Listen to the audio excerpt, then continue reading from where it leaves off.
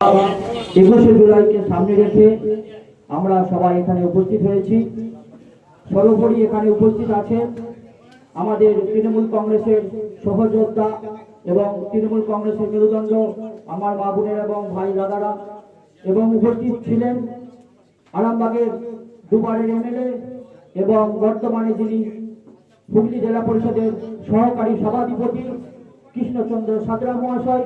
উপস্থিত ছিলেন আরামবাগ পঞ্চায়েত সমিতির কর্মাধ্যক্ষ মিতা বাগ মহাশয়া, এবং উপস্থিত আছেন এই অঞ্চলের ভূমিপুত্র এবং আমাদের সকলের অভিভাবক, আমাদের রাজনৈতিক নেতা সম্মানীয় শেখ জিনাত আহমেদ মহাশয়, এবং উপস্থিত আছেন এই অঞ্চলের সকল সদস্য।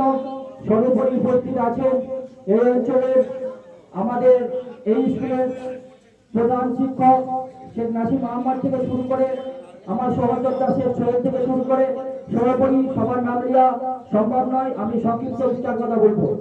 আজকে মূলত এখানে উপস্থিত হয়েছি 21শে জুলাইকে সামনে রেখে।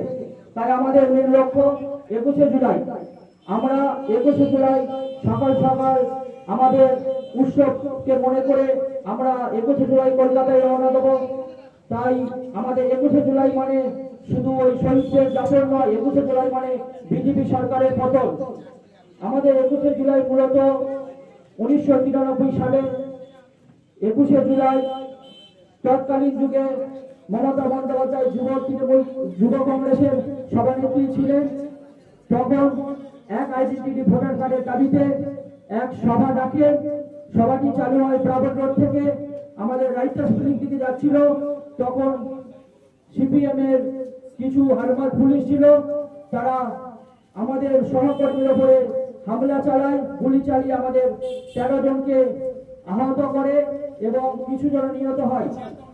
তাই আমাদের এই 21শে জুলাই সকলকে সর্বোপরি মানুষকে আমরা যেতে বলবো আগামী 21 জুলাই। তাই সকলকে এই কথা বলে আমার বক্তব্য শেষ করে বলতে পারতাম তৃণমূল কংগ্রেস জিন্দাবাদ, মমতা ব্যানার্জি জিন্দাবাদ, জিনাত আহমেদ জিন্দাবাদ।